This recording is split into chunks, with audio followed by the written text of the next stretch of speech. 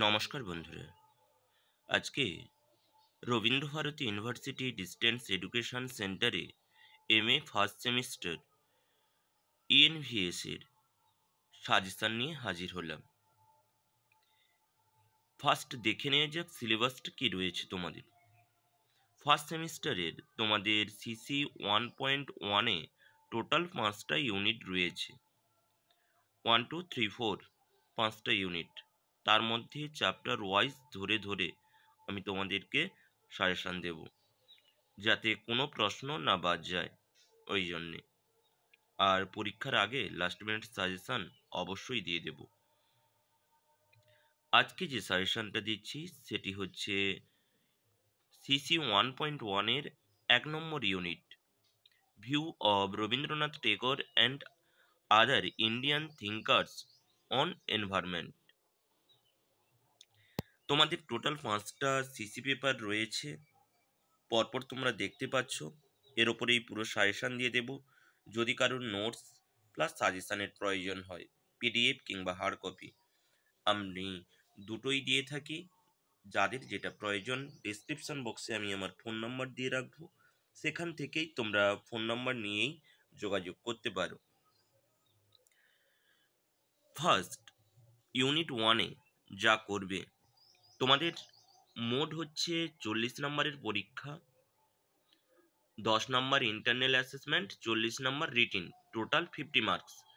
রিটিনের 40 নম্বরের জন্য তোমাদেরকে 2 ঘন্টা সময় থাকবে।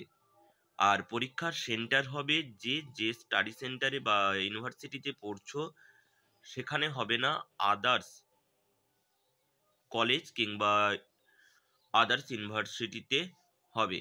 সরি, ইউনিভার্সিটি বলা ভুল, যেমন রবীন্দ্রভারতী ইউনিভার্সিটিতে যারা পড়ছো তোমাদের মেনলি বিদ্যাসাগর কলেজেই হয়। এরকমই করেই তোমাদের কিন্তু এক্সাম সেন্টারগুলো দেয়। সো বি কেয়ারফুল, ভালো করে পড়াশোনা করতেই হবে। যেখানে ডিস্টেন্স বলে না পড়াশোনা করে চলে যাব তা কিন্তু হবে না, পড়াশোনা অবশ্যই মাস্ট বি করতেই হবে, এবং সেখানে রেজাল্ট তাহলে ভালো আশা করা যায়। ফার্স্ট ইউনিট 1-এ view of Rabindranath Tagore and other Indian thinkers on environment, এখানটা থেকে যা কোশ্চেন করবে সেটা হচ্ছে, এই কোশ্চেনটা অবশ্যই করবে, discuss how Tagore's poem establish him as a science conscious environmentalist, discuss the environmental perspectives of ancient Indian philosophers. এই কোশ্চেনটা করবে। তার সঙ্গে আর যেটা করবে সেটা হচ্ছে mention two plays composed by Rabindranath Tagore which highlights the impact of rapid industrialism and capital exploitation। এই দুটো করবে। তার সঙ্গে আর যেটা যেটা করবে সেটা হচ্ছে বড় প্রশ্ন হিসাবে যেটা করবে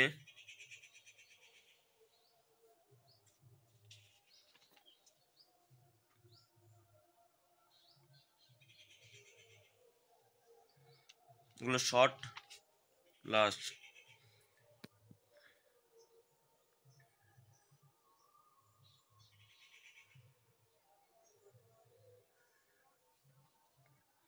এই কোশ্চেনটা করবে, Tagore's writing are the stream all through the calls for awareness about environment. এখানে তোমরা যেটা করবে সেটা হচ্ছে পরিবেশের চিন্তাধারায় বা পরিবেশের ভাবনায় রবীন্দ্রনাথ ঠাকুরের অবদান, এই একটাই কোশ্চেন করে যাবে। যা কোশ্চেন আসুক না কেন সেখানটায় তোমরা লিখবে। এমনিতে অনেক সময় প্রশ্নটাকে ঘুরিয়েও যদিও দেয়, তাহলে সেই জায়গায় তোমাদের কোনো অসুবিধা হবে না, যে পরিবেশের চিন্তাধারায় রবীন্দ্রনাথের অবদান, এরকম করে কিন্তু করতে হবে। এখানটায় তোমাদের স্টেট দ্য টেগোরস আইডিয়াস ফর প্রকৃতি, শান্তিনিকেতন সম্পর্কে, তপবন সম্পর্কে ধারণা,